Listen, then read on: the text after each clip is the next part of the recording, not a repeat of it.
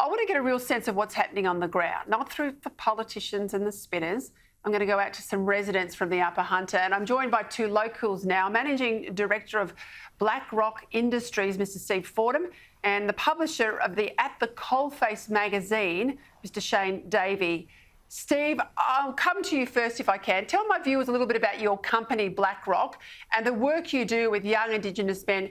How important is the issue of jobs in the weekend's by-election? Look, I think jobs are probably one of the most important points that we actually do have coming out of this election. So Blackrock Industries, we're an Indigenous-owned company that's based in the Hunter Valley, and we've been running programs for the last couple of years, employing guys that have actually been down on their luck and actually gone through the prison system and helping them find opportunities of ways to help progress and get on that right track of life. But our company completely relies on the mining industry and the infrastructure in which we have in the area, and I think this is going to be one of the most important points for this election. So, Shane, you set up this magazine, At the Coalface magazine, to be a real voice of the industry, a real community-driven voice. Give me your sense of the coal industry in the Hunter. I think the coal industry in the Hunter is it's a hell of a lot different to the way that's portrayed in the media nationally or in Sydney, and that's I think the communities here are. They very much do try and work together. That's not to say there isn't conflict. There is, but as communities here in the Upper Hunter, we work pretty well locally. That doesn't, as I say, it doesn't mean we don't sometimes have some argy-bargy, but we're wonderful communities that work together. You have families where you might have a couple people working in coal mining, but where people are working in viticulture or equine or whatnot. We're a very diverse region, from our agricultural, from our mining, obviously, and all of the other industries. It's a wonderful part of the world, and it's we're a powerhouse for the state, we're a powerhouse for the nation, and I think we will continue to do that through coal, through our other industries, and I think we'll continue to do it. Everyone talks about the diversification and the decline of coal and all of that stuff. It's about an evolution, and it's going to take a long time. Coal's an important part of society. We all know that. Anyone with half a brain does as well. And it's about just doing it right and having strong communities and having strong industries. And but one of the beauties of the coal industry is that it's set this northwest corridor from here to even Tamworth up for incredible current productivity and future growth. We have infrastructure assets. We have coal mines that are supporting tens of thousands, 100-odd thousand people. $1.8 billion coming into these communities from the coal industry, and billions coming from others as well. The future looks bright. We capitalise on what we've got. We work with what we've got sensibly. We've got the most advanced industry on the planet. All right, and we just keep getting better at it, and we can have our cake and eat it too, and it doesn't have to be this division that's always played out.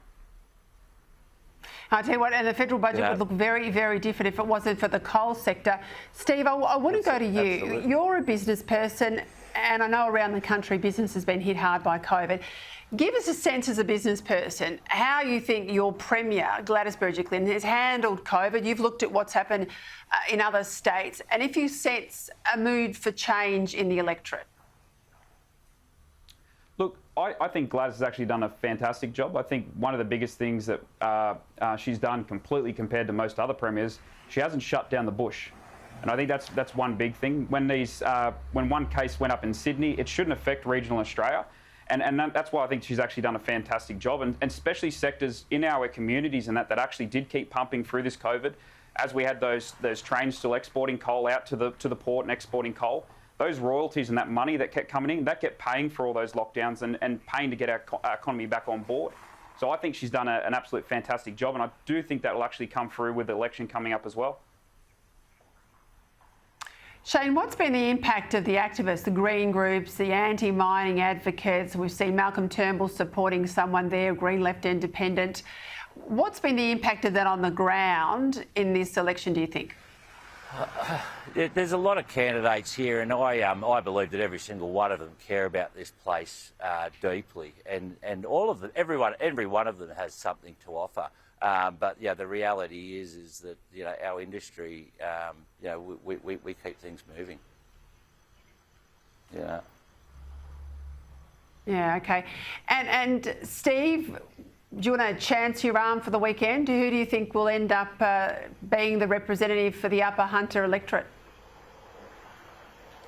Look, I really couldn't put money on it, but whoever does win, I do hope it actually does become a pretty close race. I think that's one thing with the Hunter Valley. It's actually been a pretty safe seat for state and federal for a very long time, and I think until the coal topic actually came on to the radar, that's when I think everyone's sort of changing that perception a bit of who they have to vote for.